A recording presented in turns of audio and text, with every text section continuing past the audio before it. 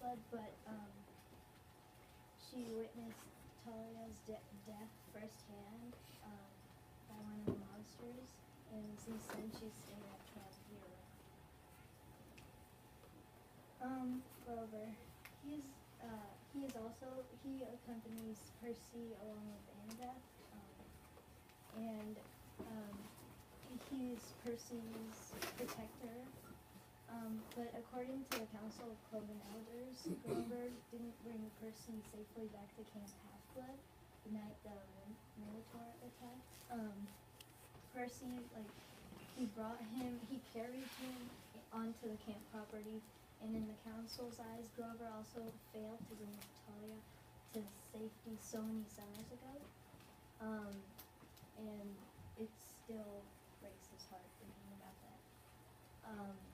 That means that technically Grover has failed twice at being a keeper. And Grover's last chance to win a searcher's license, so he can go search in Pan. So go search for Pan. That's his dream. And Tron, he's the teacher that sends Percy out on his mission. On Percy's first day at Camp Half-Blood, he realizes that he actually has the body of a horse. And he also helps Mr. D run Camp Half-Blood, and he trains young demigods like Percy,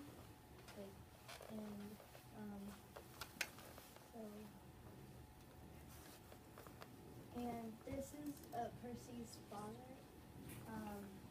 He rules the sea, and he's a member of the Big Three. Just like the sea, he can be difficult to read and interpret. So Percy doesn't know if his dad loves him and cares for him, but over the course of the story, we realize that he's actually very close to Percy's dad. And that's actually the spirit of the sea. She gave Percy the 3 pearls that if he was ever in a bad situation, he could just smash them at his feet and get out of it. These are the villains that he defeats. Ares, he's the god that gave Percy the satchel that had the lightning bolt in it, but it wasn't in it till the 3 kids reached the underworld, and he's the god of war and the Zeus son.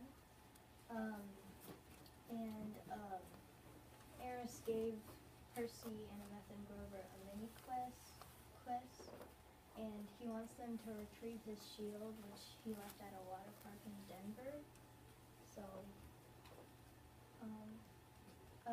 Krusty, that's not his real name though, and I can't pronounce his real name. So, he owns a waterbed store in West Hollywood, about a block away from the gates to the underworld. He likes to lure his customers into lying down on the beds, which are exactly 6 feet long. If the customer is shorter than 6 feet, he stretches them with ropes. And if the customer is longer than 6 feet, he chops off whatever part hangs off of the edge. Annabeth and Grover get tied up into the waterbeds, but Percy is able to save them by outsmarting Krusty. He asks Krusty to try bed for him, and then he just chops off his head.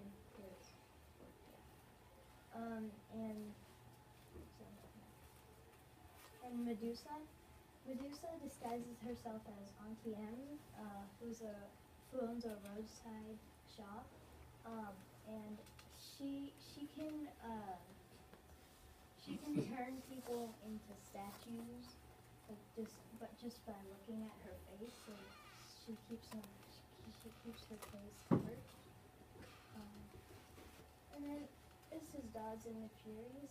Those are just some monsters that hang out in the underworld and guard hates. But one of the Furies poses as Percy's math teacher at Yancey Academy, Mrs. Dodds, and comes very close to killing him. And actually it ends up that Percy kills her, but I mean monsters can't be killed, they just kind of vanish and then come back later. And the Furies chase Percy throughout his quest. So that's the Hellhound. Just after Percy's first capture the flagging, he's attacked and almost killed by one. But it's defeated by like arrows fired by Chiron. But later it's revealed that Luke had summoned it, since no monster can enter within the camp's borders unless given permission by someone inside the camp. So who's the main enemy? Luke? the main enemy is actually like there isn't. Cronus, right? Yes. Is it one? But I thought No. Luke was the main enemy. There is a main enemy. It's actually a lot of them, but I think Ares is the main enemy because he has to battle him a lot. Thank you.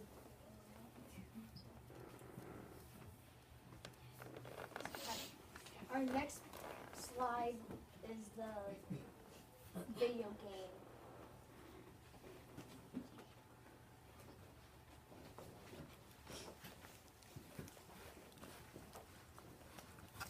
And this is our video game, and it's called Mount Olympus Rescue. And if you can't see it, wait, am I allowed to pass it on? Okay. If you can't see it properly, pass it away. So the main hero is Percy, and you're trying to get the lightning bolt to Zeus without dying. And it's based on Temple Run, and there are hellhounds chasing Percy right here, and you can collect coins as well as power-ups and lifelines. It's not exactly like Temple Run because there are some dangers, like the Furies that you're gonna come across.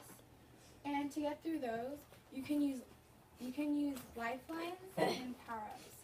To use those, you start at the beginning of the game with 5 of them, and you slowly collect them throughout the game, just like the coins. So the lifelines are Annabeth, whoever, and you can also use I Am, or Iris Simpson. And there's also, in the power-ups, they involve the Flying Sneakers, 3 Magic Pearls, Annabeth's Yankee Cap, and Riptide. And get the game.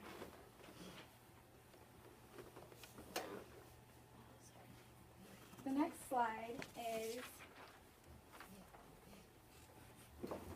the amusement